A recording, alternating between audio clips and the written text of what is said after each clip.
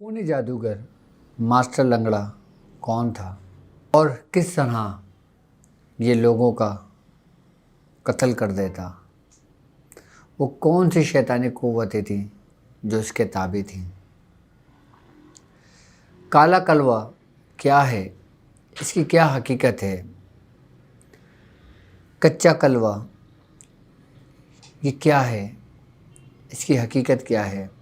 असली जादूगर इन काले कलवे का इस्तेमाल कब और कैसे करते हैं और कच्चे कलवा का इस्तेमाल किस तरह होता है। हमजाद क्या होता है और शैतानी हमजाद, वो खूनी हमजाद वो कौन से हैं जो मरने के बाद भी इंसान को नुकसान पहुंचाकर उसकी जान लेने की ताकत रखते हैं। आइए हम आपको बताते हैं। बिस्मिल्लाहिर्रहमानिर्रहीम। अस्सलामु अलैकुम वरहमतुल्लाहि वबरकातुहू। मैं अपने नए आने वाले मुअज़्ज़िज़ मेंबरान को अपने घर में खुश आमदीद कहता हूँ और उम्मीद करता हूँ कि आप तमाम लोग खैरियत से होंगे। मैथोलॉजी की दुनिया में एक दफ़ा फिर मैं आपको खुश आमदीद कहता हूँ और आज हम मैथोलॉजी में बात करेंगे मास्टर लंगड़े की। मास्टर लंगड़ा कौन था और इसका ताल्लुक़ हिंदुस्तान के किस शहर से था और हिंदुस्तान में किस जगह पे इसने ये इल्म सीखा और किस तरह इसने लोगों को नुकसान पहुंचाया और किस तरह ये खूनी जादूगर बना। मास्टर लंगड़े का ताल्लुक़ इंडिया के एक शहर राजस्थान से था।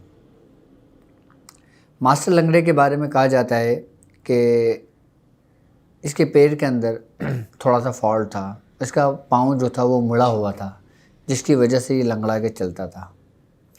मास्टर इसको इसलिए कहा जाता है कि ये स्कूल टीचर था।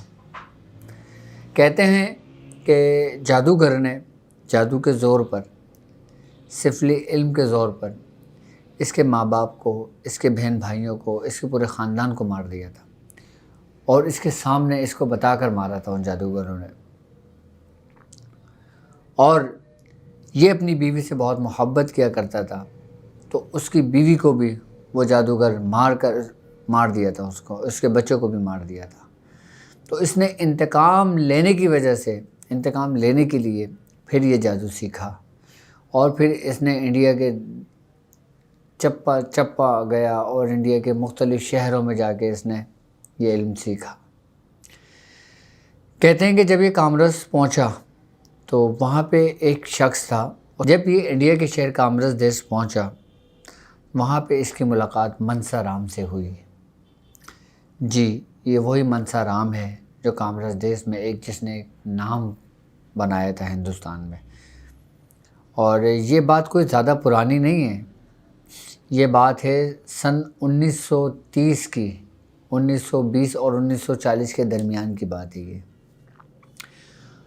और जब ये कामरस देश पहुंचा और मनसा राम की शागिर्दी इसने अख्तियार की और वहाँ पे जब इसने ये इल्म सीखा, जब ये अपने इल्म को अपने उरूज पे पहुंचा, उसके बाद फिर इसने इंतकाम लेने के लिए सबसे पहले ही अपने उस्ताद को कत्ल करा, अपने उस्ताद को मारा और उसी का हमजाद इसने जगाया और उसका हमजाद जगा कर फिर ये वहाँ से निकला। मैं हुज़ूर फरमाते हैं कि मास्टर लंगड़े ने सन 1940 में अपने उस्ताद को मार कर और उसका हमजाद जगा कर फिर वो वहाँ से निकल गया था। फिर वो दोबारा राजस्थान आ गया था और जब 1947 में जब पाकिस्तान और इंडिया जब आज़ाद हुए तो फिर वो पाकिस्तान के शहर सांगड़ में आ गया था मास्टर लंगड़ा जो था। और तकरीबन ये उसके 25 साल तक ये ज़िंदा रहा, फिर ये मर गया था। और ये जब सिंध के शहर सांगड़ में ये रहा करता था। और मियां हुज़ूर फरमाते हैं कि जादूगरों के मामले में इसके मामलात ऐसे थे कि اس کے بارے میں یہ کہ اس نے تقریباً کم و بیش 90 لوگوں تک کا قتل کرا تھا اس نے جادو کے زور پہ، اور اس کا یہ کہنا تھا کہ اس کا کام ہی صرف مارنے کا تھا، جو اور کوئی کام ہی نہیں کرتا تھا۔ اس کو خونی جادوگر اسی وجہ سے کہا گیا تھا۔ لیکن اس کے مرنے کے بعد کیا ہوا میں آپ کو وہ بتاؤں گا کہ جس اذیت ناک موت یہ مرا تھا، اور پھر اس کا ہمزاد جو جگایا تھا، اس کے بارے میں آج آپ کو بتاؤں گا۔ پہلے میں اس ماسٹر لنگڑے کے بارے میں آپ کو بتا دوں۔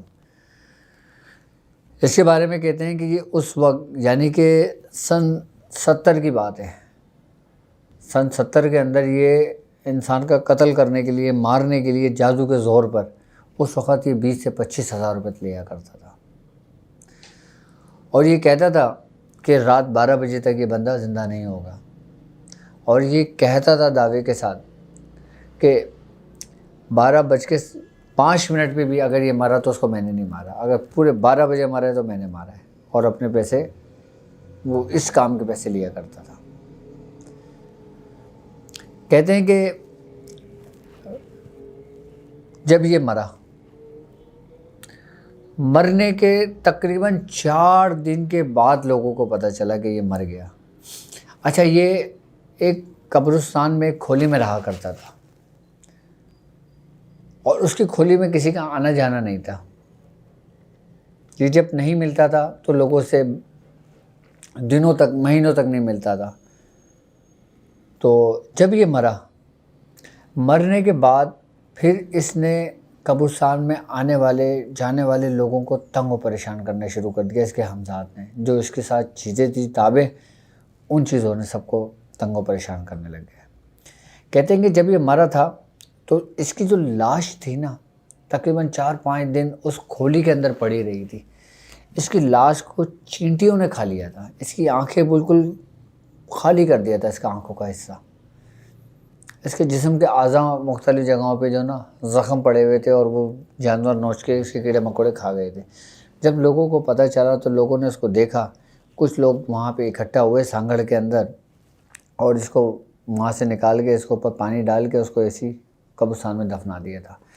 کہتے ہیں کہ پھر اس کھولی کے اندر، جس کھولی میں یہ مرا تھا نا، وہاں پہ رات کو آوازیں آتی تھیں، بابا بابا بابا کہاں ہو، بابا کہاں ہو، اور دروازے ہلتے تھے، پوری کھولی ہلتی تھی۔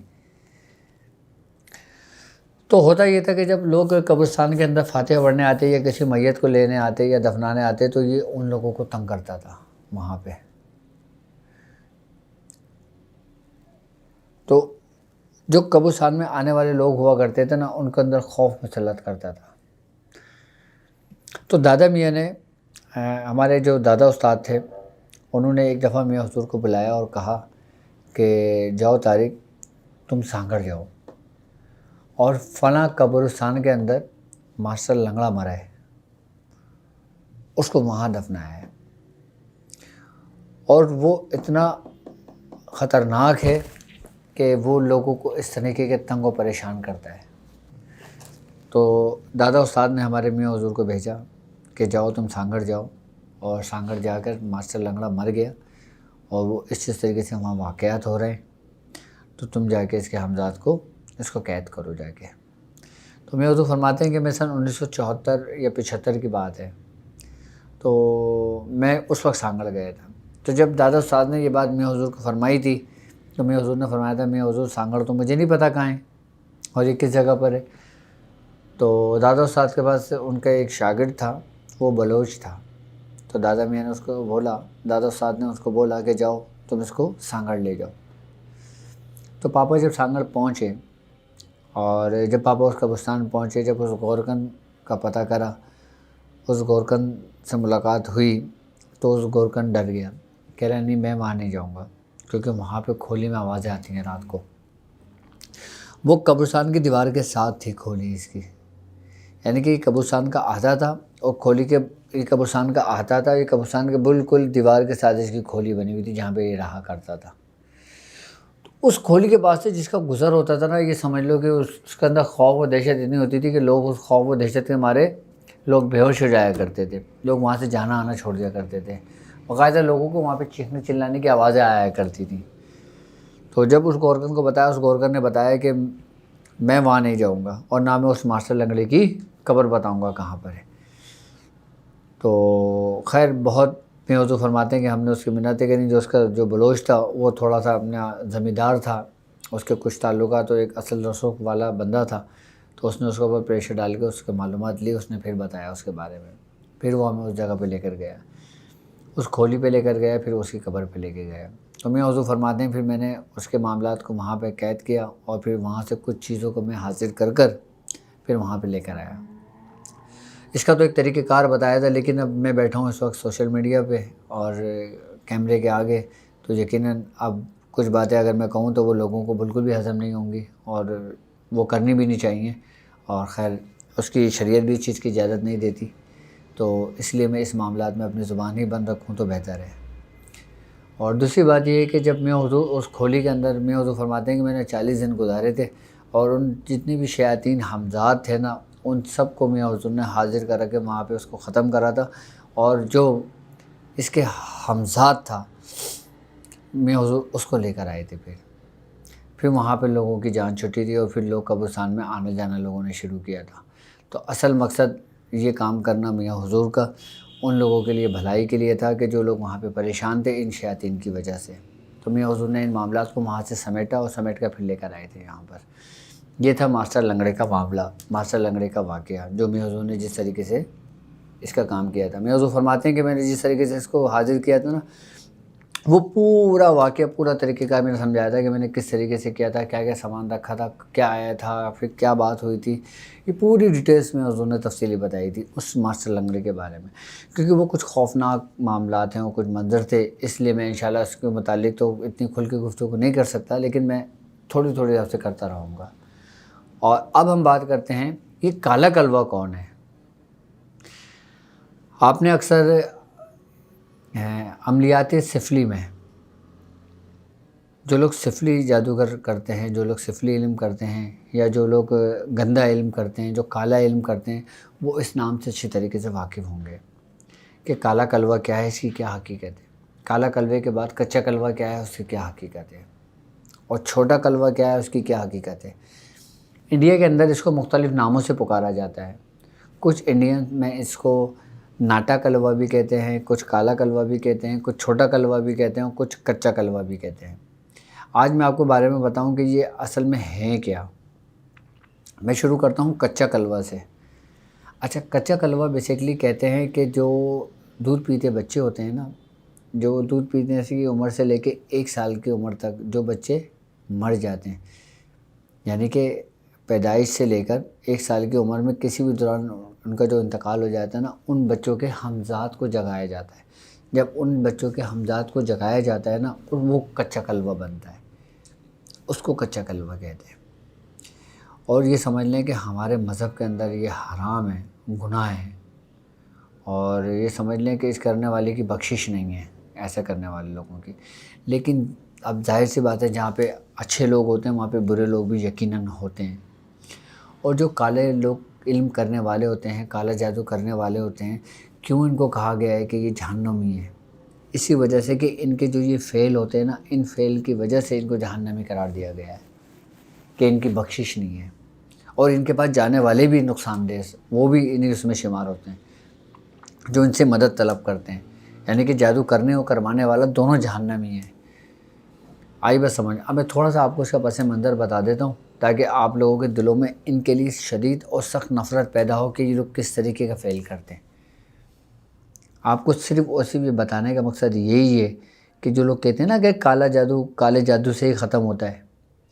اب ایک نیک شخص، ایک مسلمان گھرانہ، اس کے اوپر اگر کالا جادو ہوا ہے تو اس کو لوگ بولتے ہیں نا کہ بھائی تم کالے والے کے پاس ہی جاؤ، اسی سے کرواؤ تو تمہارا کام ہوگا۔ اب میں ان کی حقیقت آپ کو بتاؤں کہ کس طرح آپ کے ایمان سے کھیلتے ہیں ایسے لوگ، جو یہ لوگ ایسا بولتے ہیں، اور جب آپ جاتے ہیں تو پھر آپ بھی اسی زمرے کے اندر آتے ہیں۔ اب میں آپ کو کچے کلوے کی تھوڑی سی حقیقت بتاتا ہوں کہ جو کالے علم کرنے والے جو لوگ ہوتے ہیں نا، دیکھیں سب سے بڑی بات یہ ہے کہ ایمان تو ان کے دل میں ہوتا نہیں ہے۔ ایمان تو اسی دن نکل جاتا ہے کہ جس دن یہ شرک کا پہلا کلام پڑھتے ہیں، جس دن یہ پہلا قدم اٹھاتے ہیں اپنے اس راستے کے لیے۔ ایمان سے تو وہ خارج ہو جاتے ہیں، مسلمان اسلام سے تو وہ لوگ خارج ہو جاتے ہیں، ان کا اسلام سے کوئی تعلق نہیں ہوتا۔ اب جس شخص کا اسلام سے کوئی تعلق نہ ہو تو پھر وہ جو چاہے کرے، جو چاہے کرتا ہے پھر وہ. آئی نا بس سمجھ میں. اب کچے کلوے کو جگانے کے لیے جو نا اس عملیات سفلی میں بھی جو نا لوگ اس کو برا جانتے ہیں, برا مانتے ہیں. باقاعدہ اس کے جو بڑے بڑے جو استاد ہوتے ہیں نا وہ بھی منع کرتے ہیں کہ تم کچا کلوہ نہ جگاؤ, تم پکا کلوہ نہ جگاؤ. اس کو منع کرتے ہیں باقاعدہ. کیوں؟ کیونکہ یہ ایک بڑی اذیت ناک موت ہوتی ہے. یہ جو مارتے ہیں نا, جو حمزاد کو جو جگایا جاتا ہے. اب اس کا حمزاد کا جگانے کا میں آپ کو ایک چھوٹا سا طریقہ کار سمجھا دیتا ہوں. جو شیاطین ہوتے ہیں نا, جو کھالے جادوگر ہوتے ہیں, یہ جو ملعون لوگ ہوتے ہیں, یہ لوگ کرتے یہ ہیں کہ جب بچہ پیدا ہوتا ہے اور پیدا ہونے کے مہینے 2 مہینے 3 مہینے بعد جب اس بچے کا کوئی نہ کوئی حادثاتی صورت کے اندر کوئی وصال ہو جاتا ہے, یعنی کہ جل جاتا ہے, اور یا کوئی حادثاتی اموات ہو جاتی ہے, یا ایسے معاملات میں, یا اس کی فیملی کے اوپر جادو کیا ہو جس کی وجہ سے وہ بچہ بھی مرا ہو. آئی نا بات سمجھ میں. ایک تو دیکھیں وہ ہوتا ہے جو قدرت کی طرف سے ہو اموات, ایک وہ اموات ہوتی ہے جو حادثاتی اموات ہوں. حادثاتی اموات کے اندر جو بچے مر جاتے ہیں نا, پھر یہ جادوگر جو ہوتے ہیں نا اس کی کھوج میں ہوتے ہیں کہ ایسے بچوں کی قبر کا کھوج پتہ لگائیں کہ وہ بچے کون لوگ ہیں. پھر یہ کرتے یہ ہیں کہ یہ جو نا اپنے ساتھ تقریباً 5 لیٹر دودھ لے کے جاتے ہیں اسی قبر پہ, اور یہ پھر اس قبر کو کھودتے ہیں, اس بچے کو نکالتے ہیں معصوم, اور اس کو باقاعدہ اس ٹرے میں جہاں پہ دودھ ہوتے ہیں وہاں پہ اس کو لٹال دیتے ہیں. پھر یہ شیطان لوگ اپنے منتر پڑھتے ہیں, اپنے کام کرتے ہیں اور اپنے اس کو کرتے ہیں. تو وہ جو حمزاد ہوتا ہے نا, تو وہ پھر رونے لگتا ہے بچہ زور زور سے. اچھا بچہ رونے لگتا ہے, پھر وہ بچہ کھڑا ہو جاتا ہے. پھر جب بچہ وہ کھڑا ہوتا ہے نا, پھر وہ قول و قرار کرتا ہے اس سے عامل کے ساتھ. اچھا منتر اور اس میں لازمی یہ کام یہ لوگ شیطانی, بس آپ کو پتہ ہے کہ غلط کام کا طریقہ غلط ہی ہوتا ہے. اچھا اس کے بعد کرتے یہ ہیں کہ پھر وہ بچہ لیٹ جاتا ہے, اس کے بعد پھر وہ اس کو اسی قبر میں لپیٹ دے, اس کو قبر میں دفنا دیتے ہیں. پھر وہ دودھ لے کر عامل جو ہوتے ہیں نا, یہ شیاطین عامل ہوتے ہیں, پھر یہ ان کو اپنے کمرے میں لے جاتے ہیں. پھر یہ اس دودھ کو پکاتے ہیں اور پھر اس میں سے یہ مکھن نکالتے ہیں, اور مکھن نکالنے کے بعد جو نا پھر اس کا چراغ جلاتے ہیں, اور چراغ جلا کے جو نا پھر اس بچے کی جو روئی ہوتی ہے نا, جس کے ناک میں جو اس کے آنکھوں پہ رکھی ہوتی ہے, پھر اس سے بتی بناتے ہیں, پھر اس کو جلاتے ہیں. پھر وہ اس کا حمزاد وہاں پہ حاضر ہو جاتا ہے. یہ ہوتا ہے کچا کلوہ. آپ سمجھ گئے آپ کچا کلوہ کسے ہوتا ہے؟ یار آپ لوگوں کو سمجھانے کے لیے نا صرف ایک چیز یہ ہوتی ہے, تو مجھے پوری اس کی ہسٹری اور پوری حقیقت بتانا پڑتی ہے آپ کو. آئی بس سمجھ میں. تو یہ ہسٹری یہ حقیقت اتنا کھل کے میں بتا رہا ہوں آپ کو, لیکن صرف اس لیے کہ آپ کو سمجھانے کے لیے کہ صحیح کیا ہے اور غلط کیا ہے. آپ کو یہ ٹاپک جو ہم نے رکھا ہے نا, یہ صرف اور صرف آپ کے اندر ایک شعور پیدا کرنا ہے کہ حقیقت کیا ہے, گمراہی کیا ہے, اچھا راستہ کیا ہے اور برا راستہ کیا ہے. آئی بات سمجھ میں. تو اس کو کچا کلوہ کہتے ہیں. یہ کچا کلوہ ہے اصل میں, اور اس کے بارے میں کہتے ہیں کہ یہ اتنا خطرناک ہوتا ہے, اس کا جو حمزاد ہوتا ہے, اس کا جو شیطان ہوتا ہے, کیونکہ وہ تو ظاہر سی بات ہے معصوم تھا نا بچہ. اب بچے کو کیا عقل ہے, کیا سوچ ہے, کیا سمجھے. پھر وہ جب بچہ وہ حمزاد کو جگاتے ہیں نا, پھر وہ سمجھ لیں کہ ایک وقت آتا ہے کہ یہ بچہ جو نا اس عامل کو بھی مار دیتا ہے. اتنا خطرناک ہوتا ہے. اچھا اس عامل کو جو یہ بچہ مارتا ہے نا, اس بچے کے حمزاد سے جو مرتا ہے عامل جس نے اس کو جگایا ہوتا ہے, جب وہ مرتا ہے نا تو پھر وہ سمجھ لیں کہ کالا کلوہ بنتا ہے. اب آپ کے سمجھ میں آ گئی بات کہ کچا کلوہ کیا ہوتا ہے اور کالا کلوہ کیا ہوتا ہے. یہ وہی سارے حمزاد, یہ وہی سارے شیاطین چل رہے ہیں, لیکن اس کی بھی کیٹیگری ہے. آئی نا بس سمجھ میں. اب اس کی جو کیٹیگری چل رہی ہے نا, میں اس کو تھوڑا سا ایکسپلین کر رہا ہوں آپ کو, اس کی حقیقت سے آگاہی دے رہا ہوں آپ کو. کچا کلوہ سمجھ گئے آپ کسے کہتے ہیں؟ آئی بس سمجھ میں. اچھا یہ میں نے بتایا کالے کلوے کی, یعنی کہ جو بڑا کلوہ ہوتا ہے. اچھا ایک ہوتا ہے چھوٹا کلوہ, جس کو ہندوستان کے اندر ناٹا کلوہ کہتے ہیں. اچھا ناٹا کلوہ جو ہوتا ہے نا, یہ تقریباً سمجھ لیں کہ ایسا ہوتا ہے کہ جیسے 5 سال کے بچے سے لے کے 12 سال کے بچے کی عمر کے جو بچے ہوتے ہیں نا، یہ ان کی شکل و ان کے روپ میں ہی آتا ہے یہ۔ اچھا جب چھوٹا کلوہ ہوتا ہے نا، تو اس کو جگانے کے لیے، اس کی پڑھائی کرنے کے لیے یہ لوگ باقاعدہ طور پہ سمندر کا رخ کرتے ہیں، دریا کا رخ کرتے ہیں، نہروں کا رخ کرتے ہیں۔ اچھا سمندر کیوں جاتے ہیں چھوٹے کلوے کے لیے؟ وہ اس لیے کہ جو بچے سمندر میں ڈوب کر مرتے ہیں، ان کے جو ہمزاد ہوتے ہیں نا، پھر یہ اس کو جگاتے ہیں۔ جب یہ اس کو جگاتے ہیں نا تو وہ چھوٹا کلوہ کہلاتا ہے۔ یہ شیطانی ہی ہیں، یہ انہی سے مدد لی جاتی ہے۔ اچھا روح ایک الگ چیز ہے، ہمزاد ایک الگ چیز ہے۔ ابھی میں آپ لوگوں سے جو بات کر رہا ہوں نا، وہ ہمزاد کا ہمارا ٹاپک ہے، اور انہی ہمزاد کے ٹاپک کے اوپر ہی میں پھر ان چیزوں کو آہستہ آہستہ آپ لوگوں کے لیے گرہیں کھول رہا ہوں کہ علم سفلی کے اندر، کالے علم کے اندر، شیطانی علم کے اندر پھر کس طرح ہمزاتوں کو یہ لوگ تابع کرتے ہیں اور پھر اس سے یہ کام لیتے ہیں، کہ پھر اس پروسیس کو کیا کہتے ہیں۔ آئی نا بس سمجھ میں؟ مجھے نہیں لگتا کہ آپ نے کچے کلوے کے بارے میں اتنی کوئی ڈیٹیل میں کوئی بات جانی ہوگی، اس کی حقیقت سے آپ آشنا ہوں گے۔ لیکن میں چاہتا ہوں میں اپنے ساتھ چلنے والے تمام لوگوں کو ہر چیز سے آگاہی دوں گا۔ میں نے آپ سے ایک وعدہ کیا تھا نا کہ میں انشاءاللہ تعالیٰ جب اس رستے پہ آپ کو اپنے ساتھ لے کے چل رہا ہوں نا، تو میں آپ سے پوشیدہ کچھ نہیں رکھوں گا۔ میں آپ کو بتاؤں گا، ایک ایک چیز آپ لوگوں پہ ظاہر کروں گا، واضح کروں گا۔ کیوں؟ کیونکہ حقیقت کا علم ہونا آپ کے لیے بہت ضروری ہے۔ کیونکہ آپ جس رستے پہ چل رہے ہیں نا، یہ سمجھ لیں کہ اس رستے پہ جو نا، یہ سمجھ لیں کہ آپ کو ان شیاطینوں کے بارے میں بھی علم ہونا چاہیے، پتہ ہونا چاہیے آپ کو۔ میں چاہتا ہوں کہ میرا شاگرد دنیا میں کہیں بھی موجود ہو نا، وہ کہیں زندگی میں کسی جگہ پہ بھی نہ مار نہ کھائے کسی عامل کے آگے، کسی شیطان کے آگے، مات نہ کھائے کسی کے بھی آگے۔ کیونکہ جس طرح جیسی ریاضت ہم سے ہمارے بزرگوں نے کرائی ہے نا، جیسی توجہ جیسا ہمارے بزرگوں نے ہمیں نوازا ہے نا، تو میں چاہتا ہوں میں ویسی ہی تربیت، ویسے ہی تعلیم، ویسے ہی سب کچھ میں آپ لوگوں کے ساتھ اختیار کروں۔ کیونکہ انسان وہی سکھاتا ہے نا جو اس نے سیکھا ہوتا ہے۔ اب ہمارے بزرگوں نے ہمیں ان تمام رستوں سے آگاہی دی باقاعدہ طور پر، اچھا برا بتایا کہ برا کیا ہوتا ہے، اچھا کیا ہوتا ہے۔ خیر اب ہماری بات کہیں نکل جائے گی، میں مختصر بات کو کر کے نا پھر اپنے مقام پر آتا ہوں کہ میں سمجھتا ہوں کہ اب آپ نے کچا کلوہ سمجھ لیا۔ اچھا چھوٹا کلوہ، جو ناٹا کلوہ جسے کہتے ہیں، وہ میں نے بتا دیا آپ کو، جو سمندر میں جو ایسے لوگ بچے جو مرتے ہیں، جو اس عمر کے بچے ہوتے ہیں نا، پھر یہ اس کے ہمزاد کو پھر اس کو حاضر کرتے ہیں، پھر وہ بھی بہت خطرناک ہوتا ہے۔ اچھا کالا کلوہ کیا ہوتا ہے؟ کالا کلوہ یہ بھی شیطان ہی کی اقسام ہے، یہی وہ ہمزاد۔ اچھا یہ عاملین ہوتے ہیں، جادوگر لوگ ہوتے ہیں۔ اچھا وہ جادوگر لوگ ہوتے ہیں کہ جنہوں نے اپنی زندگی میں ان کلووں سے مدد لی ہوتی ہے، یعنی کہ ان ہمزاتوں سے مدد لی ہوتی ہے، ان شیاطینوں سے مدد لی ہوتی ہے۔ جب وہ انہی کے ہاتھوں مرتے ہیں نا، پھر یہ کوئی کچا کلوہ، کوئی کالا کلوہ، کوئی ناٹا کلوہ بنتا ہے۔ آپ نے دیکھا ہوگا اکثر سفلی کے علم کے اندر، سفلی کے عملیات کے اندر اس کا نام بے تاشا آتا ہے، کالے کلوے کا۔ آئی نا بس سمجھ میں؟ اچھا اب اگر کوئی شخص اس سے متاثر ہوتا ہے تو اس کے گھر میں کیا سمٹم ہوتے ہیں، اس کے بھی طریقہ کار سمجھ لیں آپ۔ یہ تو میں نے آپ کو بتا دیا جو عاملین حضرات ہوتے ہیں کہ وہ کس طرح اس کو جگاتے ہیں، پھر کس طرح وہ لوگوں کو نقصان پہنچاتے ہیں۔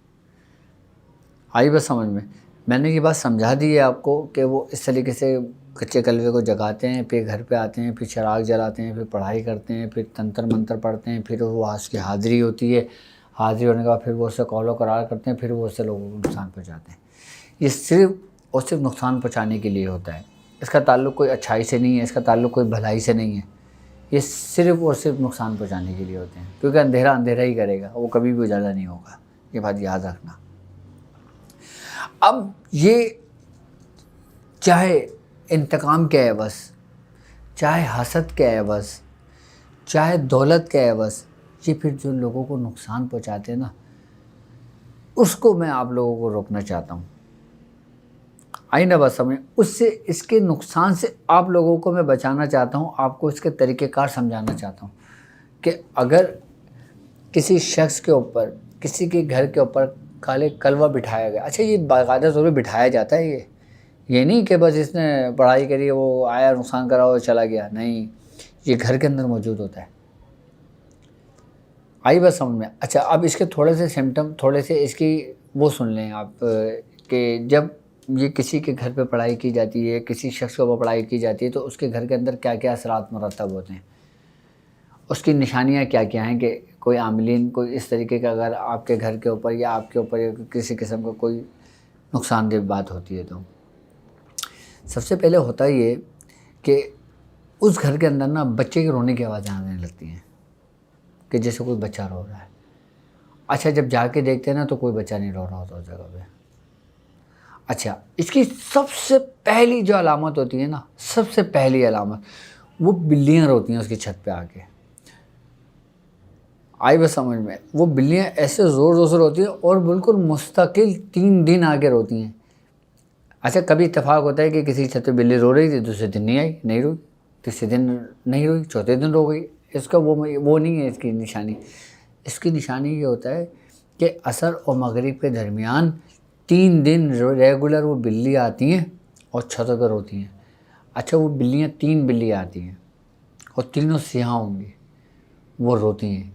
اس کے بعد پھر یہ اس گھر کے اندر کچا کلوا آتا ہے، اور جب یہ آتا ہے نا تو اس گھر کے اندر بچے کے رونے کی آواز آنی شروع ہو جاتی ہیں۔ سب سے پہلے گھر کے اندر سے نا دودھ گرنا شروع ہو جاتا ہے، دودھ غائب ہونے شروع ہو جائے گا۔ آئی بس سمجھ میں؟ پھر انسان کے جو اس گھر کے اندر جو بچے ہوں گے نا پھر وہ بیمار رہنے لگیں گے۔ اچھا بیمار رہنے کے ساتھ ساتھ پھر ان بچوں کے اندر وہ سمٹم پیدا ہو جائیں گے کہ ایک ایسی حرکت کرنا کہ جو سمجھ لیں کہ غیر اخلاقی ہو، ان بچوں کے اندر وہ کیفیت پیدا ہو جاتی ہیں۔ وہ یہ شیاطین حمزاتی ان کے جسم کے اندر داخل ہو کے پھر یہ نقصان پہنچا رہے ہوتے ہیں۔ یہ اس کے سمٹم ہوتے ہیں، یہ اس کے نشانیاں ہوتی ہیں جو جس کے گھر کے اندر یہ پڑھائی ہوتی ہے۔ اگر آپ کے ساتھ یا آپ کے سننے والے کے ساتھ یا آپ اگر کسی کا علاج کر رہے ہیں، آپ کے پاس کوئی ایسا مریض آ جاتا ہے، اس کے ساتھ ایسی معاملات ہوں، ایسی نشانیاں ہوں، یا آپ اگر تشخیص کرتے ہیں تو آپ کے سامنے یہ باتیں آئیں تو پھر آپ کو کیا کرنا چاہیے؟ اس کے اور کیا کیا اثرات ہوتے ہیں گھر کے اندر؟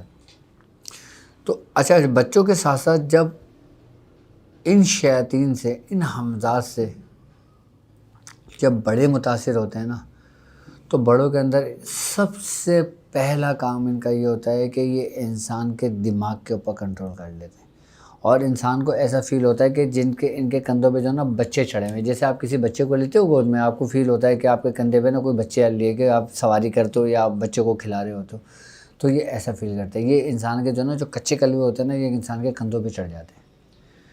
اس کے بعد یہ انسان کی جو میموری ہوتی ہے نا، یہ اس کو سمجھ لیں کہ لاس کر دیتے ہیں، بالکل ختم کرنے شروع کر دیتے ہیں۔ اچھا اس کے بعد پھر جو شخص، جو بڑے لوگ ہوتے ہیں نا، پھر یہ سمجھ لیں کہ آہستہ آہستہ آہستہ ان کی میموری لاس ہونے شروع ہو جاتی ہے۔ پھر وہ ایسی حرکت کرتے ہیں کہ اگر پانی میں ہاتھ دھو رہے ہیں تو پھر وہ مستقل ہاتھ ہی دھوئے جا رہے ہیں، یعنی کہ آدھے گھنٹے سے ہاتھ دھو رہے ہیں۔ واش روم میں بیٹھے ہوئے تو 1 گھنٹے سے واش روم میں بیٹھے ہوئے ہیں۔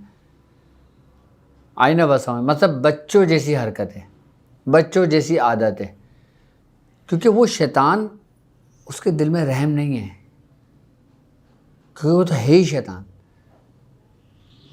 اچھا اس سے متاثر جو لوگ ہوتے ہیں نا، ان کے اندر یہ تمام کیفیتیں پیدا ہو جاتی ہیں۔ آئی بس سمجھ میں؟ اور اس گھر کے اندر جگہ جگہ پہ جو نا ایسی کیفیتیں، ایسے جو جیسے پتلے ہوتے ہیں نا، پتلے وہ گھر کے اندر گرنا شروع ہو جاتے ہیں۔ وہ گھر کے اندر سے وقتاً فوقتاً کہیں نہ کہیں سے نکلنے شروع ہو جاتے ہیں، جیسے گڑیا کا سر ہوتا ہے، گڈے کا سر ہوتا ہے، اس ٹائپ کی جو پرانی چیزیں ہوتی ہیں نا، پھر وہ گھروں کے اندر سے نکلنے شروع ہو جاتی ہیں۔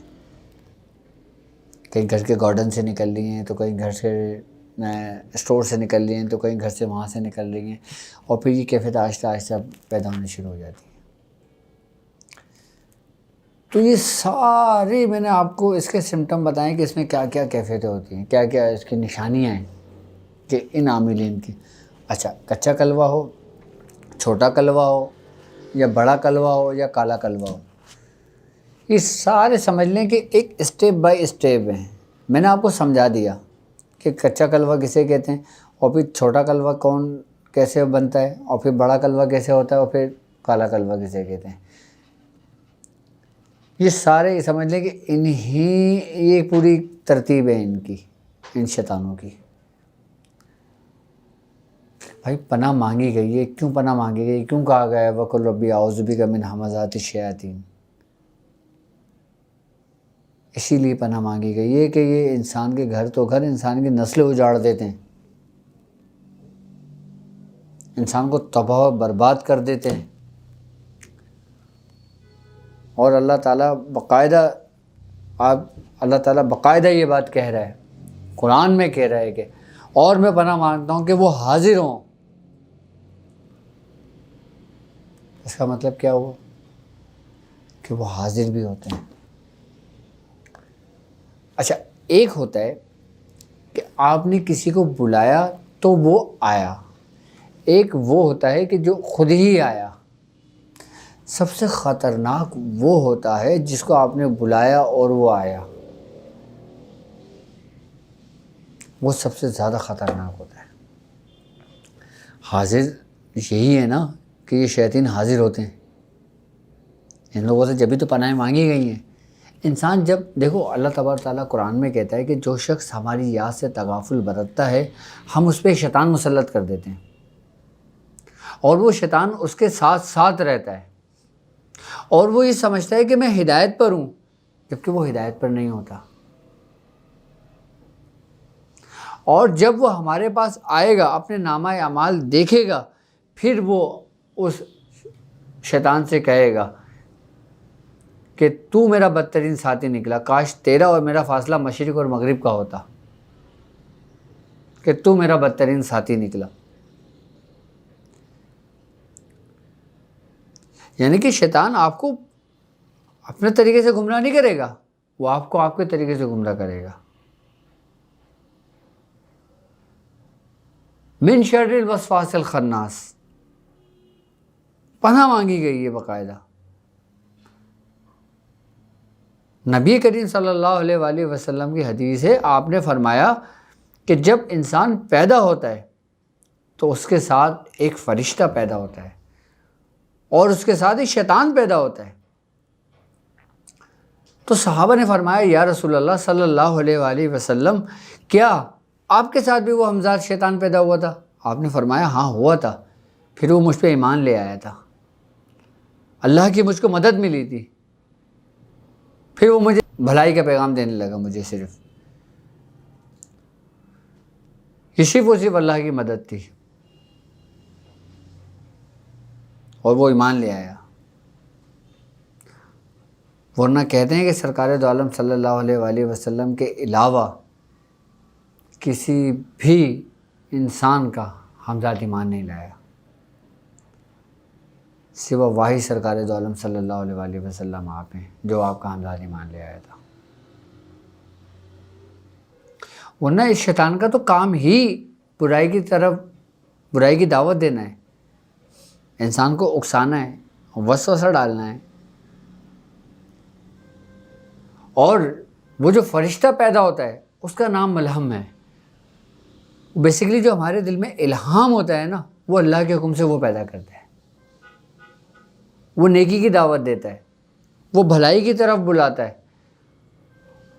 اور یہ جو ہمزاد وسواس ہے، جو وسوسے پیدا کرتا ہے، یہ خناس جس کے بارے میں، یہ برائی کی طرف انسان کو لے کر آتا ہے. یعنی کہ ایک فرشتہ ہو گیا، ایک شیطان ہو گیا، دونوں کی جنگ چل رہی ہے. اس کے بیچ میں درمیان کون ہے؟ انسان کا قلب، انسان. اور یہ کہاں ڈالتا ہے وسوسہ؟ انسان کے سینوں میں. اور شیطان جو ہمزاد کا جو مسکن ہے وہ کیا ہے؟ وہ انسان کی جو ناف ہے نا، یہ رستہ ہے اس کا مسکن. آئی بات سمجھ میں؟ اور ہمزاد ہر وقت ہر دم انسان کے ساتھ رہتا ہے. اور جب انسان مرتا ہے تو یہی ہمزاد قبر کے اندر تدفین کر دیا جاتا ہے، قبر کے اندر دفن کر دیا جاتا ہے. آپ مٹی پڑھ کے ڈالتے ہیں نا کہ 3 دفعہ آپ نے دعا پڑھی، آپ نے مٹی قبر کے اوپر ڈالی ہے. کیوں کرتے ہیں آپ؟ کیوں پڑھتے ہو؟ آپ کو پتہ ہے آپ اسی ہی لیے وہ دعا پڑھ کے مٹی ڈالتے ہو کہ وہ حمزات جو ہے نا، وہ شیطان جو ہے نا، وہ اس کی برکت کی، اس کی دعا کی برکت سے اس کے قبر کے اندر ہی دفن ہو جائے، وہ باہر نہ نکلے۔ یہ ہے مسلمانوں کا حمزات۔ اچھا، مسلمانوں کا حمزات ہماری قبروں کے اندر باقاعدہ قید کر دیا جاتا ہے۔ اچھا، وہ مسلمان جو حادثاتی صورت میں جن کا انتقال ہو جاتا ہے، اچھا، اللہ رب العزت ان حمزادوں کو باقاعدہ طور پر فرشتوں کو حکم دے کر ان کو ایک جگہ پہ منتقل کر دیتے ہیں قیامت تک کے لیے۔ آئی بات سمجھ میں؟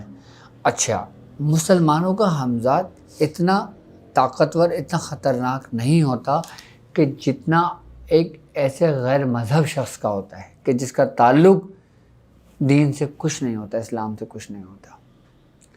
اس کے ساتھ جو حمزات ہوتا ہے، اس کا جو شیطان ہوتا ہے، وہ سب سے زیادہ خطرناک ہوتا ہے۔ آئی بات سمجھ میں؟ ہمارے بزرگان دین فرماتے ہیں کہ اگر تمہیں کہیں باہر ڈر و خوف ہو، تمہیں کوئی شیطان تنگ کر رہا ہو، کوئی حمزات تنگ کر رہا ہو، کوئی جنات تنگ کر رہا ہو، کوئی بھی جادو تمہیں تنگ کر رہا ہو، تم کہیں پر بھی ہو تو مسلمانوں کے قبرستان میں چلے جاؤ، وہاں پہ تم امن پاؤ گے۔ اب لوگ قبرستان میں جانے سے ڈرتے ہیں کہ نہیں جی، یعنی کہ مسلمانوں کا جو قبرستان ہے نا، وہاں پہ امن ہے، وہاں پہ سکون ہے، وہاں پہ روحانیت ہے، کیونکہ حدیث ہے۔ آئی بات سمجھ میں؟ جہاں پہ 40 قبر ہوتی ہیں، وہاں پہ ایک نیک بندے کی قبر ہوتی ہے اللہ کے۔ اس نیک بندے کی وجہ سے ان قبرستان کے اوپر سے عذاب اٹھا لیا جاتا ہے۔ اور جہاں پہ اللہ کے دوست آرام کر رہے ہوں تو سب سے زیادہ امن کی جگہ وہ نہیں ہوگی تو اور کون سی ہوگی؟ پھر کس چیز کا ڈر ہے قبرستان کے نام سے آپ لوگوں کو؟ قبرستان کا ڈر و خوف اپنے دل و دماغ سے نکال دیں۔ یہ سب سے زیادہ امن اور سب سے زیادہ سکون کی جگہ ہے کہ اگر آپ کو کوئی چیز تنگ کر رہی ہو تو آپ قبرستان میں چلے جاؤ، آپ سوال ہی پیدا نہیں ہوتا، وہ چیز آپ کے قریب آ جائے، قبرستان کے اندر داخل ہو جائے۔ اچھا، ان شیاطین کا قبرستان کے اندر داخلہ بھی منع ہے، یہ بھی یاد رکھنا۔ ہاں، قبرستان کے اندر داخل نہیں ہو سکتے یہ شیطان۔ بس پھر وہ قبرستان کے اندر جو ہوتا ہے نا، وہ ہمارا خوف ہوتا ہے اپنا۔ اور باقاعدہ قبرستان پہ مختلف لوگوں کی ڈیوٹیز بھی ہوتی ہیں۔ کسی دن میں قبرستان کے متعلق، قبرستان کے اوپر پورا پروگرام کروں گا کہ وہاں کیا کیا معاملات ہیں اور ہم کس طرح وہاں سے استمداد لے سکتے ہیں، کس طرح ہم اپنے بزرگوں سے مدد لے سکتے ہیں، اور قبرستان ہمیں کیوں جانا چاہیے۔ نبی کریم صلی اللہ علیہ وآلہ وسلم نے ہمیں کیوں حکم دیا تھا قبرستان جایا کرو، کیوں ہمیں حکم ہوا تھا، کیوں ہمیں بتایا گیا تھا، قبرستان کی کیا اہمیت ہے عام جگہوں سے۔ آئی بات سمجھ میں؟ انشاءاللہ تعالیٰ اس کے بارے میں پوری ڈیٹیل سے پروگرام کروں گا۔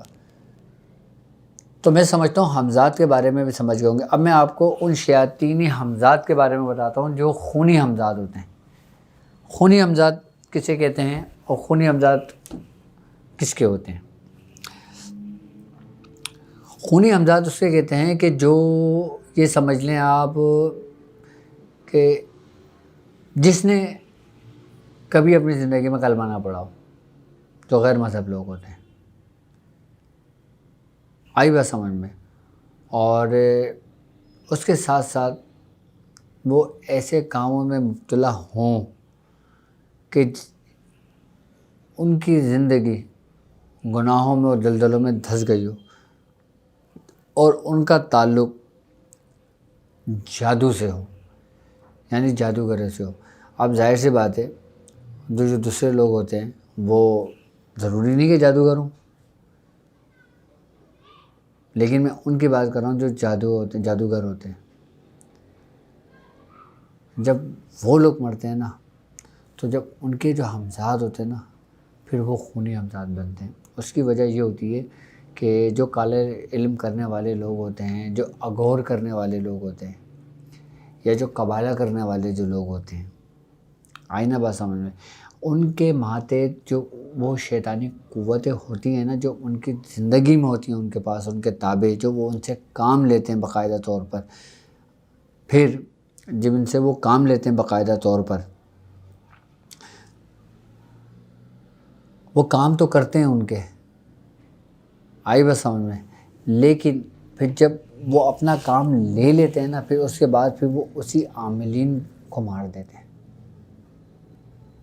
اور جب اسی عاملین کو مارتے ہیں نا، جب وہ مرتا ہے، اچھا یہ ایک بات یاد رکھنا کہ جب انسان کی موت واقع ہوتی ہے نا، تو روح اور حمزات اس کا جسم چھوڑ دیتے ہیں، یعنی کہ ایک طریقے سے ایک پنجرے کے اندر 2 طوطے رکھے ہیں آپ نے، آپ دروازہ کھولا تو دونوں طوطے اڑ جائیں گے، آزاد ہو جائیں گے، آئی بس سمجھ، بالکل اسی طرح کہ جب انسان کی موت ہوتی ہے نا، تو حمزات اور روح جو ہے نا اس کا جسم چھوڑ دیتے ہیں۔ اچھا جب یہی شیاطین جادوگر جو ہوتے ہیں، آئی بس سمجھ میں، جب یہی جو جادوگر ہوتے ہیں جب یہ مرتے ہیں نا، تو سمجھ لو کہ ان کے جو حمزات ہوتے ہیں نا، جو دنیا میں ان کے تابع جو چیزیں ہوتی ہیں، پھر یہ اس کو جو نا اپنے ساتھ ملا لیتے ہیں، آئی بات سمجھ میں، اپنے ساتھ ملا کے، جب پہلے ایک قوت تھی، پھر یہ 2-3 قوتیں ایک ساتھ مل گئیں، پھر یہ خونی قوت بن گئی۔ اب جب یہ خونی قوت بنی نا، پھر یہ جو تباہی مچاتے ہیں نا، پھر یہ جو انسانوں کو نقصان پہنچاتے ہیں، انسانوں کے، وہ بہت خطرناک ہوتا ہے۔ اچھا یہ بہت اب تو بہت کم ہو گیا، وہ شادر و نادر ایسے ہوں معاملات، ورنہ ایک وقت میں تو بہت تھے یہ، یا ابھی بھی ہوں لیکن ناپید ہو گئے۔ لیکن ایک بات یاد رکھنا کہ جس طریقے سے آپ شیطان سے مدد لیتے ہو نا، شیطان آپ کو اس طریقے پہ ہی آپ کے معاون و مددگار ہوتا ہے، یعنی کہ آپ جتنا بڑا گناہ کرتے ہو نا، جتنا بڑا آپ شرک کرتے ہو، تو شیطان آپ کے ساتھ اتنا ہی بڑا آپ کے وفادار آپ کا کام کرے گا، اس کے شیاطین کام کرتے ہیں۔ تو اللہ تبارک و تعالیٰ ان شیاطینوں کے شر سے محفوظ فرمائے۔ اچھا میں آپ کو ایک بات اور بتاؤں، یہ تو چیز ہے جو حمزات جگانے کی بات تھی، ایک جادوگر جو ہوتے ہیں نا، جو عاملین ہوتے ہیں، کالے جادو کرنے والے، وہ باقاعدہ ان جناتوں کو بھی حاضر کرتے ہیں جو شیاطین جنات ہوتے ہیں، جن کا تعلق بھی جادوگری سے ہوتا ہے۔ انسان جادو کرتے ہیں، ٹھیک ہے، تمہیں کیا لگتا ہے جنات میں سے نہیں ہے؟ ایسا کیا ہوتا ہے؟ شیاطین جناتوں میں سے بھی بڑے بڑے جادوگر گزرے، میں آپ کو ان کی بھی ہسٹری بتاؤں گا انشاءاللہ، ان کے بارے میں بھی آپ کو بتاؤں گا، وہ کون کون سے جنات اور کون کون سے قبائل سے ان کا تعلق ہے، اور وہ کون سے مشہور جنات گزرے ہیں جو جادوگر تھے۔ ہاں میں انشاءاللہ سب بتاؤں گا آپ کو آہستہ آہستہ، ابھی ہمارا جنات کا ٹاپک شروع نہیں ہوا ہے، ہو سکتا ہے کچھ ٹائم کے بعد میں جناتوں کی بھی سیریز شروع کروں آپ لوگوں کے لیے، تاکہ آپ کو جنات کی بھی اہمیت ہو۔ تو آپ کو بتانے کا مقصد یہ تھا کہ وہ جو شیاطین جو عاملین ہوتے ہیں نا، پھر جب وہ ان جناتوں کو حاضر کرتے ہیں نا کہ جن کا تعلق جادو سے ہوتا ہے، یعنی کہ جو جادوگر جنات ہوتے ہیں، پھر وہ جادوگر جنات جب حاضر ہوتے ہیں، جب اس کے تابع ہوتے ہیں نا، کہ جب اس سے کوئی لرزش پیدا ہوتی ہے، یعنی کہ کوئی کوتاہی ہو جاتی ہے۔ اچھا ایک بات یاد رکھنا کہ یہ شیاطین جو ہوتے ہیں نا، یہ آپ کو ایک لمحے کی سیکنڈ کی غلطی سے نا آپ کو مار دیتے ہیں۔ ہاں آپ یہ نہیں سمجھیں کہ اس کو ہم نے تابع کر لیا تو یہ ساری زندگی میرے تابع رہیں گے، پھر یہ مجھ پہ آنکھ نہیں اٹھا سکتے چاہے میں لاکھ غلطیاں کر لوں، ایسا نہیں ہوتا، پھر یہ پلک جھپکتے انسان کا کام کر دیتی ہیں۔ پھر اس میں تخت ہوتا ہے، یہ تختہ ہوتا ہے۔ ہاں یہ کام کرنے والے لوگ جو نا، یہ ایک لمحے کے لیے بھی سوتے نہیں ہیں رات میں، یہ بھی یاد رکھنا۔ ہاں کیونکہ ان کو پتہ ہے کہ اگر ہم رات میں سو گئے نا، پھر ہمیں ہمیشہ کے لیے سلا دیں گے، یہ بڑا خطرناک راستہ ہے بھائی۔ بس میں نے بہت لوگوں کو ان اندھیروں سے نکالا ہے، بہت لوگوں کی رہنمائی کری ہے، ان شیاطینوں کے ہاتھوں سے نکالے لوگوں کو۔ کچھ لوگ ایسے تھے جو اس راستے پر تھے، لیکن پھر میں نے ان کو وہاں سے نکالا اور پھر سلسلے کی تعلیمات کی طرف لگایا۔ آج الحمدللہ وہ اپنے راستے پر ہیں۔ وہ کہتے ہیں کہ واجد بھائی یہ ناممکن سی بات تھی کہ یہ چیزیں ختم ہو جائیں، تو میں نے کہا بھائی اللہ کی ذات پہ بھروسہ رکھو، یہ سلسلے کی برکت ہے، یہ سلسلے کا فیض ہے۔ یہ تو میں سمجھتا ہوں حمزات کے بارے میں بھی آپ اچھی طرح سمجھ گئے ہوں گے کہ حمزات کیا ہے اور خونی حمزات کسے کہتے ہیں، یہ بھی میں نے آپ کو بتا دیا، اور ان شیاطین جادوگروں کے بھی میں نے بارے میں آپ کو تفصیلی بتا دیا۔ اور اب ان کا علاج سن لیں۔ اس کا علاج کرنے کے لیے سب سے پہلے آپ کو خود کو اسٹرانگ ہونا بہت ضروری ہے، کیونکہ ایک عام بندہ اس کا علاج خود نہیں کر سکتا، یہ ذہن میں رکھنا۔ کیونکہ اس دوران میں اگر آپ نے علاج کو چھیڑا اور جہاں آپ کمزور پڑے پھر یہ اور طاقتور ہو جاتے ہیں۔ تو اس لیے اگر کسی معاملات میں کسی کے اوپر ایسے سمٹم ہوں تو وہ فوراً رابطہ کرے۔ اور دوسری بات یہ ہے کہ آپ لوگوں کو میں صرف اور صرف سورہ قریش پہ ریاضت کرنے کو میں نے کہا ہے۔ یقیناً آپ لوگ سورہ قریش کر رہے ہوں گے۔ آپ لوگوں کو نہیں پتہ کہ میں آپ لوگوں سے کیا کروا رہا ہوں۔ میں آپ لوگوں کو باقاعدہ طور پہ تیار کر رہا ہوں روحانی قوتوں سے، سلسلے کی تعلیمات سے۔ یہ تو کچے کلوے ہیں، ابھی تو بہت کچھ باقی ہے۔ میں چاہ رہا ہوں کہ میں آپ کو سورہ قریش اور 15 کا نقش اور میڈیٹیشن کی جو توجہ ہے، ان تینوں چیزوں سے جو نا آپ کو اتنا کامل اور اتنا پختہ کر دوں، اور آپ کو اتنے طریقہ کار صرف انہی تینوں چیزوں سے میں آپ کو بتا دوں کہ آپ کی زندگی کے لیے آپ کے جتنے بھی شیاطین ہیں اس دنیا کے اندر، اور جتنے بھی طریقے سے ہیں، چاہے وہ سفلی ہو، اگوری ہو، کالا ہو، پیلا ہو، نیلا ہو، جو بھی جادو ہو، سب کا علاج آپ خود کر سکیں، لیکن ایک خاص ترتیب اور ایک طریقے کے ساتھ۔ آئی نا بس سمجھ میں؟ لیکن جن لوگوں کے ساتھ ایسی بات آئی ہیں جو میں نے سمٹم آپ لوگوں کو بتائیں طریقے کا، تو سورہ قریش آپ پڑھنا شروع کر دیں۔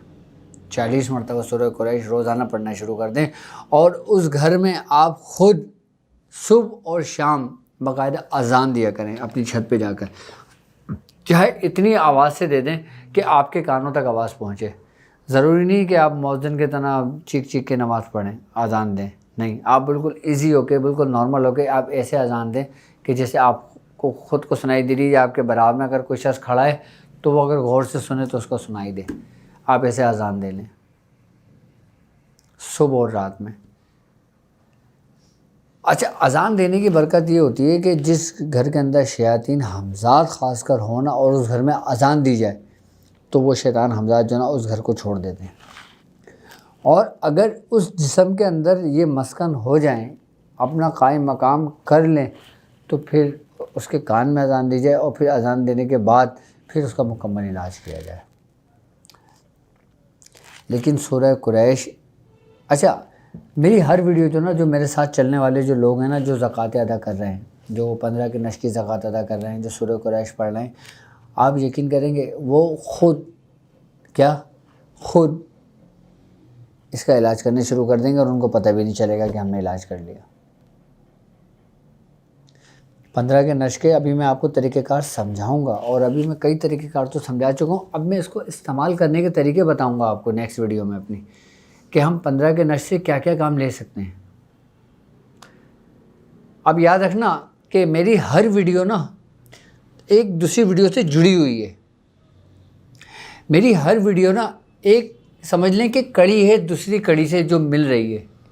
میری ہر ویڈیو کو اگر ایک کڑی دوسری کڑی سے مل رہی ہے نا تو ایک پوری زنجیر بن رہی ہے. یہ بات یاد رکھیے گا. یہ میتھولوجی جو ہے نا یہ میری سیریز سے مقصد میرے ٹاپک سے ہٹ کر نہیں ہے. یہ کہیں نہ کہیں جا کے کڑی ملتی ہیں یہ. اور یہ ایک ایسی زنجیر ہے نا کہ اس زنجیر کو اگر آپ مضبوطی سے تھام لو گے نا تو یقین کرو گے اس علم کے معاملے میں نا کہیں مار نہیں کھاؤ گے آپ. کیونکہ یہ جو زنجیر جو میں کڑیاں جوڑ رہا ہوں نا یہ سمجھنا کہ یہ میں نہیں جوڑ رہا. ہاں یہ ہمارے بزرگوں کی ریاضتیں جڑی ہوئی ہیں اس کڑیوں میں. ہمارے بزرگوں کے تجربے جڑے ہوئے ہیں ان کڑیوں میں. ہمارے بزرگوں کی محنتیں جڑی ہوئی ہیں ان کڑیوں میں. جی یہ کڑی یہ زنجیر کوئی معمولی نہیں ہے یہ. ان زنجیر کی جو سرا ہے نا وہ سمجھ لو کہ خاندان قادریہ ہے ہمارا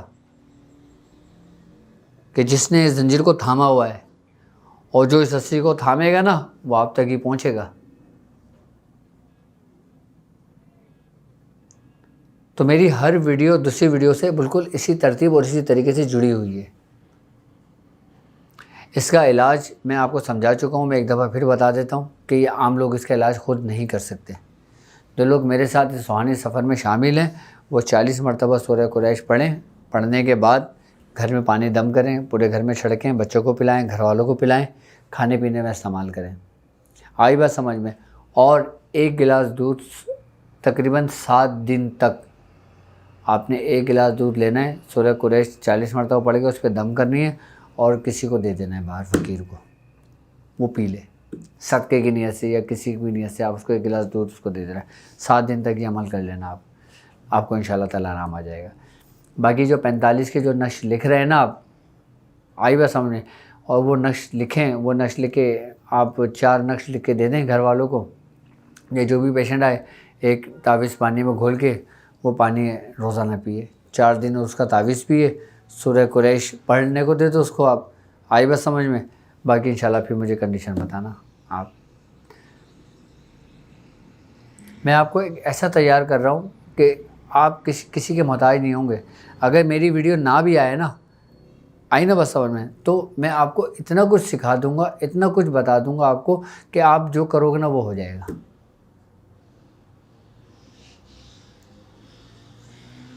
میں نہیں چاہتا کہ آپ میرے محتاج ہوں, میں نہیں چاہتا کہ آپ کسی اور کے محتاج ہوں.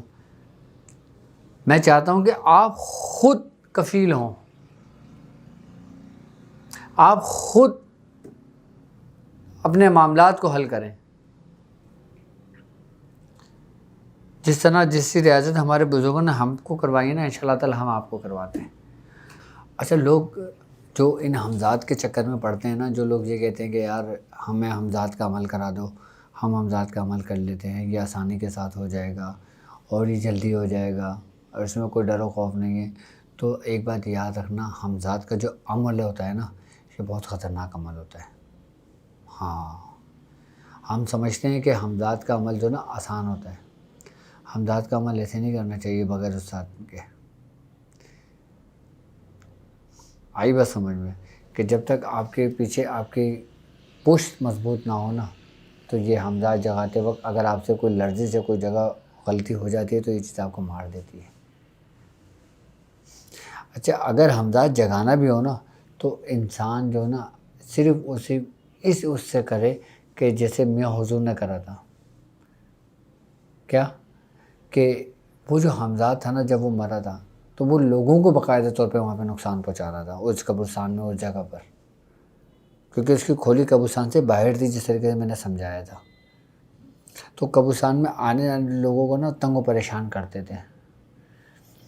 آئی بات سمجھ میں. اگر کسی ایسے معاملات میں کوئی سرزد ہو نا تو انسان پھر یہ کام کرے, ورنہ یہ کام نہ کرے. اس کو باقاعدہ طور پہ اس کو قید کر دے.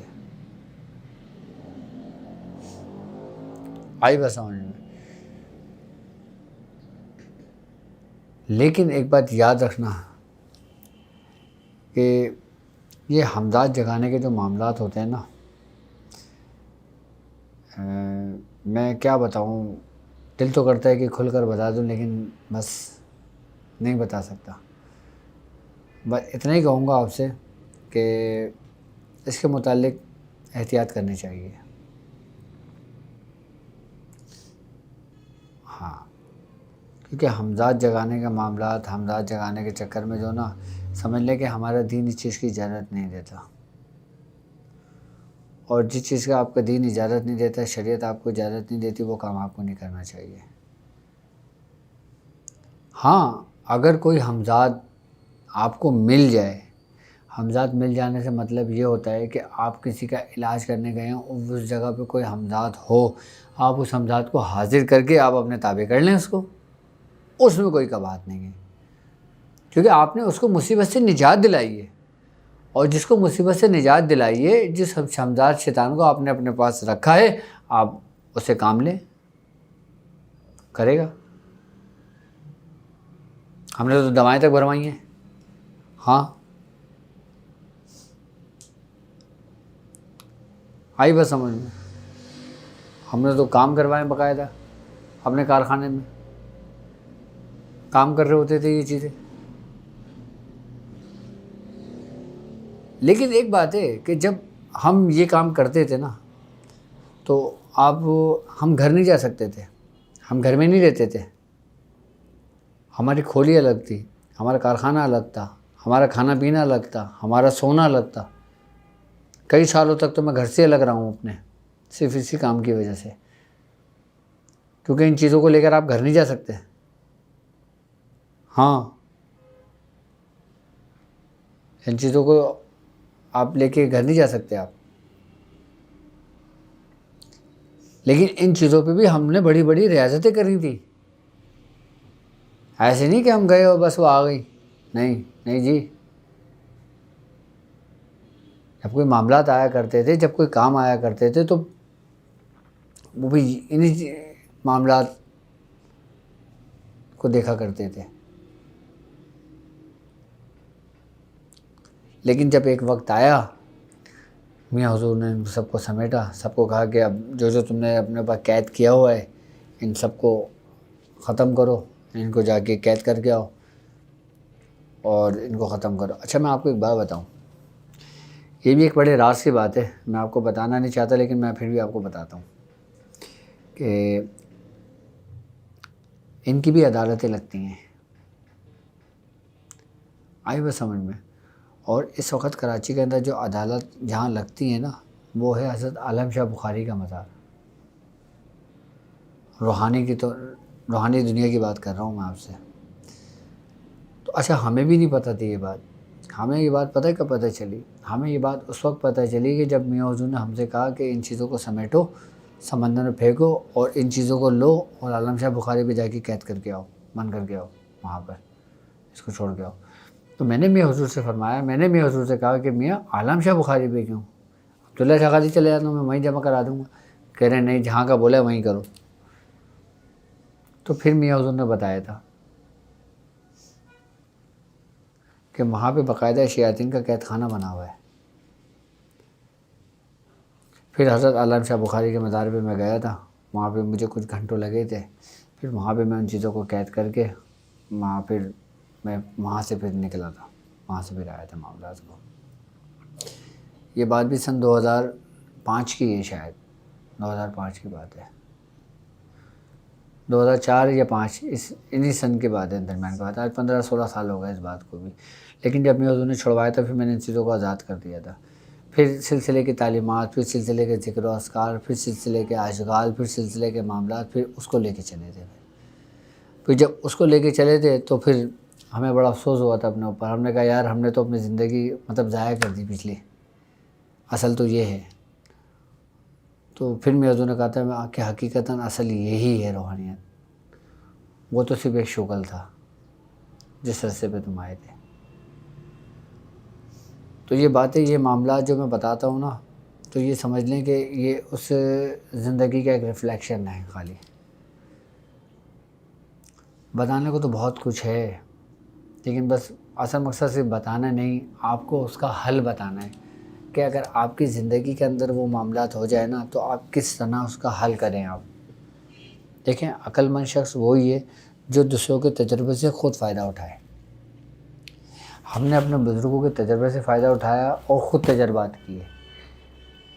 آئی بس سمجھ میں؟ یعنی کہ ہمارے بزرگوں سے بھی ہمیں تجربے سے فائدہ ہوا، جو ہم نے خود تجربے کیے اس کا بھی ہمیں فائدہ ہوا. اب آپ لوگ ہمارے تجربے سے فائدہ اٹھائیں.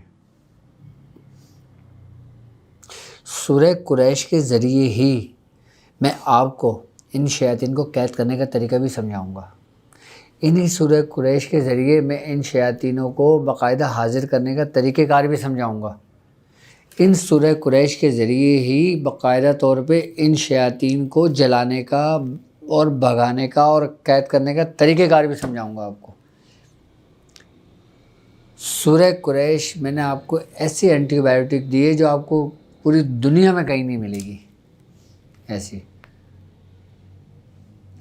کہ سورہ قریش آپ کے لیے ایسی ہے کہ سمجھ لیں کہ آپ اس سے دنیا کا ہر ایک کام کر سکتے ہیں. کوئی کام دنیا میں ایسا نہیں ہے جو اس سے نہ ہوتا ہو.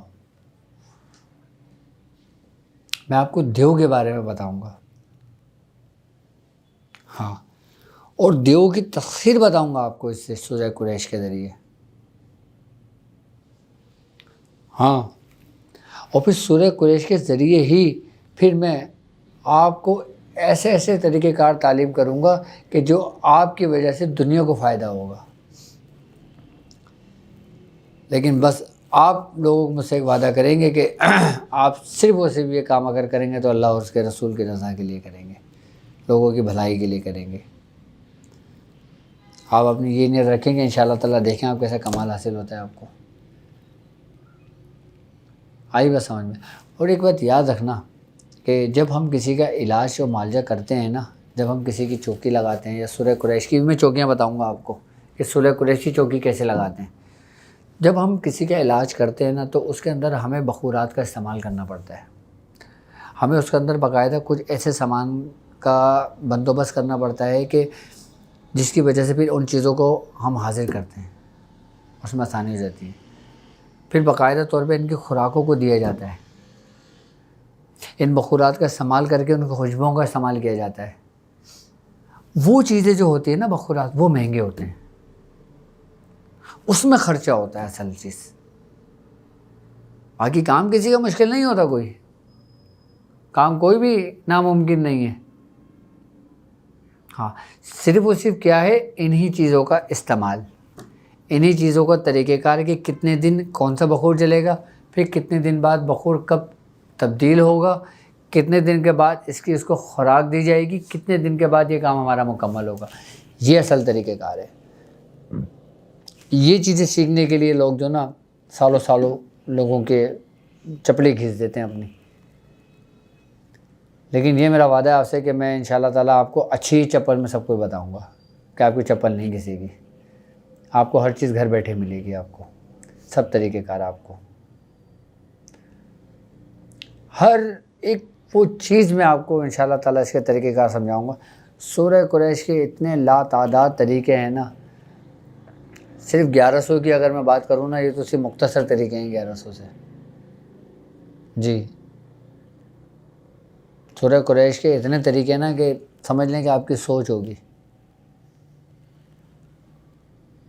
کام کرنے کے.